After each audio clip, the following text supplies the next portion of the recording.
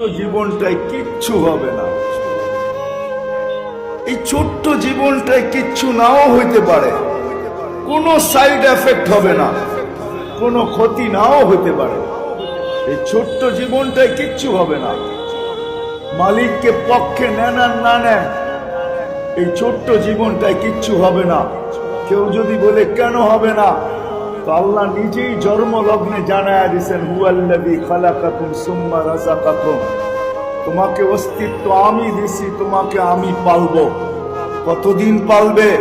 তো মালিক এটারও সলিউশন দিছেন, ইলা আজালিম মুসাম্মা, একটা নির্দিষ্ট সময় পর্যন্ত তোমাকে পালবো।